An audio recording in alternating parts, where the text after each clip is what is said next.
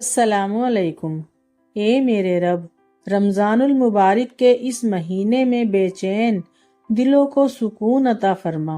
اے اللہ، اس بابرکت اور رحمتوں والے مہینے میں ہم سب پر رحمتوں کی بارش کر دے۔ یا اللہ، اس رمضان میں جس کے والدین اس دنیا سے گزر چکے ہیں، اے اللہ ان کی بہت مغفرت فرما، انہیں جنت میں اعلیٰ مقام عطا فرما۔ جن کے والدین حیات ہیں انہیں صحت یاب رکھ۔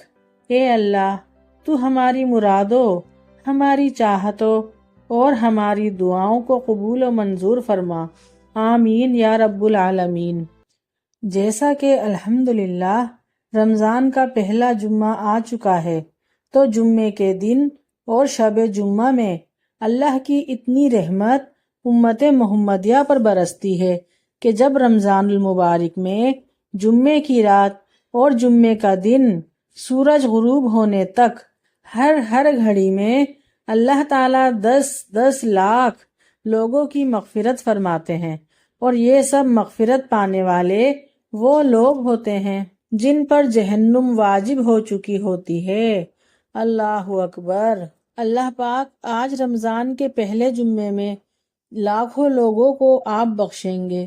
کاش ان لاکھوں لوگوں میں میرا بھی نام ہو اور آپ سب کا بھی نام ہو۔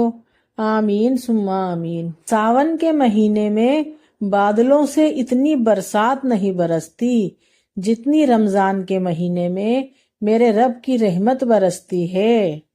موسیٰ علیہ السلام اللہ تعالیٰ کے لاڈلے نبی تھے اور اللہ سے ہم کلام بھی ہوتے تھے، یعنی بات کرتے تھے۔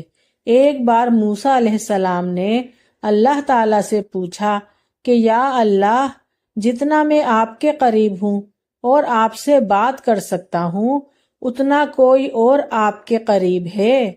تو اللہ تعالیٰ نے فرمایا، اے موسیٰ، آخری وقت میں ایک امت آئے گی اور وہ امت محمد صلی اللہ علیہ وآلہ وسلم کی ہوگی، اور اس امت کو ایک مہینہ ایسا ملے گا جس میں وہ خشک ہونٹوں، پیاسی زبان، سوکھی ہوئی آنکھیں، بھوکے پیٹ جب افطار کرنے بیٹھیں گے تب میں ان کے بہت قریب ہوں گا۔ موسیٰ، تمہارے اور میرے درمیان 70 پردوں کا فاصلہ ہے، لیکن افطار کے وقت اس امت اور میرے درمیان ایک بھی پردہ نہیں ہوگا۔ سبحان اللہ، سبحان اللہ۔ اور وہ جو دعا مانگیں گے اسے قبول کرنا میری ذمہ داری ہوگی۔ اف اللہ، ذرا سوچ کر دیکھیں اور محسوس کریں اس بات کو کہ جب ہم روزہ افطار کرنے بیٹھتے ہیں تو اللہ تعالی ہمارے کتنے قریب ہوتے ہیں، اور ہم وہ وقت افطاری لگانے میں ضائع کر دیتے ہیں۔ یقین کریں میری ویڈیو بناتے وقت اس ٹائم میرے رونگٹے کھڑے ہو رہے ہیں صرف یہ بات سوچ کر۔ تو یہ وقت بہت قیمتی ہوتا ہے اور یہ وقت بار بار ہماری زندگی میں نہیں آئے گا، تو یہ وقت جو ہمیں نصیب ہوا ہے اس پر اللہ کا شکر ادا کرو اور اپنے رب کو منا لو۔ ارے وہ تمہارے اتنے قریب ہے، اسے منا لو۔ جتنے گناہ کر لیے زندگی میں معافی مانگ لو، توبہ کر لو۔ وہ کہہ رہا ہے کہ جمعے کے دن اور رات میں ہر گھڑی 10 لاکھ لوگوں کی مغفرت فرماتا ہے، تو اپنی بھی مغفرت کرا لو۔ مانگو، اس رحیم رب سے دعائیں مانگو جس کے اور تمہارے درمیان افطار کے وقت کوئی پردہ حائل نہیں ہوگا۔ اس کے سامنے گڑ گڑاؤ، اس کے آگے ضد کرو، اس سے مغفرت مانگو کہ اللہ آج تو ہماری مغفرت فرما دے، آج تو ہمیں معاف کر دے اور ہمیں جنت کے وارثوں میں سے بنا دے۔ اس کے سامنے رو، اس کے سامنے گڑ گڑاؤ جو دین اور دنیا کا مالک ہے، جو ہمیں جنت الفردوس میں جگہ دے سکتا ہے، جو ہمارے گناہوں کو معاف کر سکتا ہے۔ اس سے مانگو جو ہمارا رب ہے، ہم جس کی عبادت کرنے کے لیے اس دنیا میں آئے ہیں، ہماری زندگی کا مقصد صرف اپنے اللہ کو راضی کرنا ہی ہونا چاہیے۔ یہ رمضان کے بابرکت دن دیکھتے ہی دیکھتے گزر جائیں گے، اس کا فائدہ اٹھا لو، اپنے رب کی بہت زیادہ عبادت کرو اور اسے منا لو۔ ارے وہ تو اتنا مہربان اور رحیم رب ہے کہ اسے منانا کوئی مشکل بھی نہیں، وہ بہت جلد مان جاتا ہے۔ بس سچے دل سے اس کے آگے ایک آنسو بہا لو، اپنے گناہوں کی معافی مانگ لو، اس سے توبہ کر لو، وہ ضرور تم سے راضی ہوگا انشاءاللہ اور تمہیں معاف کر دے گا۔ یہ سب ہمارے پیارے نبی کا صدقہ ہے کہ ہم اتنی پیاری امت ہیں اور اللہ تعالی ہم سے اتنی محبت کرتے ہیں اور ہمارے چھوٹے چھوٹے اعمال پر ہمیں اتنی زیادہ نیکیاں گفٹ کی ہیں اللہ تعالی نے۔ اللہ کی اتنی عنایت اور کرم دیکھ کر ہمیں اس کا اتنا زیادہ شکر ادا کرنا چاہیے کہ ہم ہر وقت اس کے آگے سجدے میں گرے رہیں جب بھی اس کا شکر ادا نہیں کر سکتے۔ لیکن ہم ایسے ناشکرے بندے بن چکے ہیں، ہر وقت کسی نہ کسی چیز کا رونا روتے رہتے ہیں۔ وہ کہتے ہیں نا کہ بے زباں کو جب وہ زبان دیتا ہے، پڑھنے کو پھر وہ قرآن دیتا ہے، بخشنے پر آئے جب امت کے گناہوں کو تحفے میں رمضان دیتا ہے۔ سبحان اللہ سبحان اللہ۔ سب سے بہترین دن جمعے کا ہے، پورے سال کے لحاظ سے جمعے کی رات سب سے بہترین رات ہے، اور اگر وہ رات رمضان کے جمعے کی ہو تو اس کی فضیلت اور برکت اور زیادہ ہو جاتی ہے۔ تو ہم رمضان کے جمعے میں عبادت کیسے کریں؟ آپ سب کو پتا ہے جمعے کا دن کتنا افضل ہے، اور رمضان کے جمعے کی تو کیا ہی بات ہے۔ تو کوشش کریں کہ جمعے کا دن شروع ہوتے ہی ہم اپنی عبادت میں لگ جائیں، کیونکہ ہمارا ماحول کچھ اس طرح کا ہو گیا ہے کہ ہم سے جلدی نیکیاں نہیں ہو پاتی، کیونکہ یہ بہت نفسا نفسی کا دور ہے۔ آپ سب ہی کو پتا ہے کہ ہم سب کے ہاتھوں میں موبائل فون ہیں، کتنی ایسی چیزیں ہیں جو ہمیں گناہوں کی طرف مائل کرتی ہیں۔ ابھی آپ یہی دیکھ لیں، اگر ہم موبائل اٹھائیں گے تو کسی نہ کسی ریل میں گھس جائیں گے، ٹک ٹاک اوپن کریں گے تو گھنٹے گھنٹے کچھ یاد ہی نہیں رہے گا۔ اس میں کتنے سارے سانگز آئیں گے، کتنے میوزک ہوں گے، کتنی بے حیائی والی ویڈیوز بھی ہوں گی، اور فالتو چیزیں ہماری نظروں کے سامنے آ جائیں گی، اور ہم اپنا پورا وقت اسی میں صرف کر دیتے ہیں، تو ہمارے پاس عبادت کے مواقع بہت کم رہ جاتے ہیں، اور اس کی بنسبت گناہ ہمارے لیے بہت آسان ہیں۔ لیکن کیوں نہ ہم کوشش کریں نیکیوں کو کمانے کی اور اپنے گناہوں کو چھوڑنے کی، اپنے اللہ کو منانے کی اور اپنے اللہ سے معافی مانگنے کی۔ وہ تو اتنا مہربان رب ہے کہ ساری زندگی کے گناہ ایک پل میں معاف کر دیتا ہے۔ تو الحمدللہ ہمیں یہ رمضان کا جمعہ نصیب ہوا ہے، اور اس میں ہمیں کیا عبادت کرنی ہے، کیسے اس جمعے کو ہم قیمتی بنا سکتے ہیں۔ رمضان میں ایک ایک نیکی پر 70 نیکیوں کا ثواب ملتا ہے۔ تو الحمدللہ ہمیں یہ رمضان کا جمعہ نصیب ہوا ہے، اور اس میں ہمیں کیا عبادت کرنی ہے، کیسے اس جمعے کو قیمتی بنائیں۔ رمضان میں تو ہمیں ایک ایک نیکی پر 70 نیکیوں کا ثواب ملتا ہے۔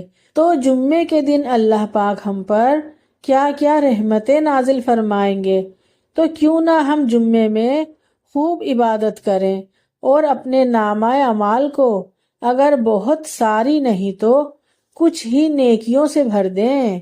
تو سب سے پہلے جمعرات کے دن مغرب کے بعد شب جمعہ لگ جاتی ہے، تو آپ مغرب کے بعد سے ہی درود شریف کا ورد شروع کر دیں۔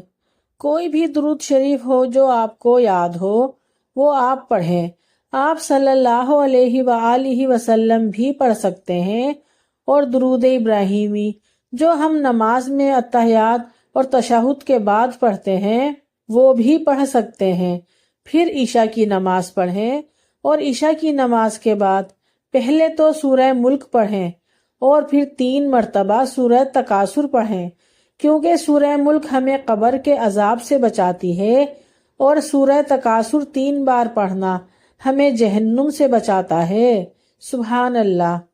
اس کے بعد سورہ آل عمران کا آخری رکوع پڑھ لیں، کیونکہ جو شخص بھی عشاء کی نماز کے بعد سورہ آل عمران کا آخری رکوع پڑھے گا، اللہ تعالیٰ اس کو اتنا ثواب دیں گے جیسے پوری رات اس نے نماز پڑھنے میں گزار دی۔ سبحان اللہ۔ پھر اس کے بعد سورہ دخان پڑھ لیں، کیونکہ جمعے کی شب جو سورہ دخان پڑھتا ہے تو اللہ تعالیٰ اس کے لیے جنت میں سونے کا ایک محل بنا دیتے ہیں۔ سبحان اللہ۔ اور پھر سورہ کہف پڑھ لیں، اور چاہے تو جمعے کے دن میں پڑھ لیں، کیونکہ جمعے کا دن سورہ کہف پڑھنے کے لیے بہت فضیلت ہے، کیونکہ جمعے کے دن سورہ کہف کے پڑھنے کی بہت فضیلت ہے، تو سورہ کہف کو ہر جمعے کے لیے لازم کر لیں۔ سورہ کہف میں 12 رکوع اور 110 آیتیں ہیں، اور یہ 15ویں سپارے کے آخر میں شروع ہوتی ہے اور 16ویں سپارے میں ختم ہوتی ہے۔ تو یہ سورت مکہ میں نازل ہوئی، اس لیے اسے سورہ مکی کہتے ہیں۔ حضرت ابو ہریرہ رضی اللہ تعالیٰ عنہ سے مروی ہے، رسول اللہ صلی اللہ علیہ وآلہ وسلم نے فرمایا، جو شخص سورہ کہف کی 10 آیتیں یاد کر لے گا وہ دجال کے فتنے سے محفوظ رہے گا۔ جب آپ اللہ کی عبادت کرتی ہیں، یعنی اگر آپ نماز پڑھتی ہیں، قرآن پڑھتی ہیں، ذکر اذکار کرتی ہیں، کچھ بھی عبادت کرتی ہیں، تو اس عبادت پر اللہ کا شکر ادا کیا کریں کہ اللہ نے آپ کو عبادت کرنے کی توفیق عطا فرمائی۔ پھر آپ سورہ یاسین پڑھیں، سورہ رحمان پڑھیں، اور جمعے کے دن اسپیشلی درود پاک زیادہ سے زیادہ پڑھیں، کیونکہ اس درود پاک کی جو فضیلتیں اور فوائد ہیں وہ نسلوں تک جاتے ہیں، آپ کی نسلیں اس کا فائدہ اٹھائیں گی انشاءاللہ۔ اور خاص طور پر آپ سب رمضان میں صرف 3 سیکنڈ میں 14 کروڑ نیکیاں کما سکتے ہیں، اور وہ کیسے؟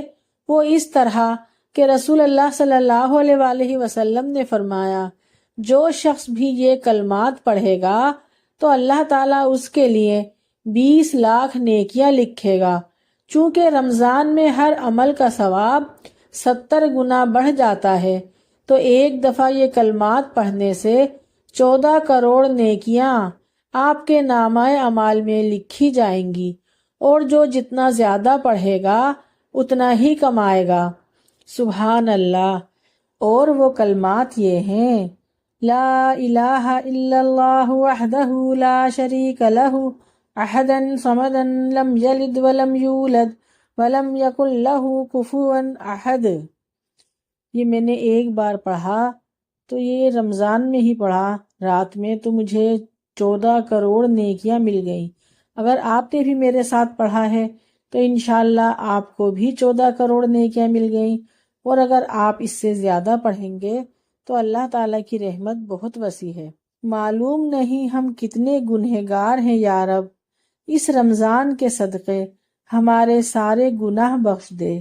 یا اللہ اس رمضان کے صدقے جن کے والدین وفات پا گئے ان کی بخشش فرما، اور جن کے حیات ہیں انہیں لمبی عمر اور تندرستی عطا فرما، اور اللہ پاک ہم سب کی بھی مغفرت فرمانا، اور ہماری عبادت کو قبول فرما، اور ہماری معافی کو قبول فرما، اور ہمیں معاف فرما۔ آمین ثم آمین یا رب العالمین۔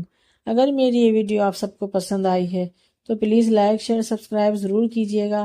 نیکسٹ ویڈیو کے لیے اللہ حافظ۔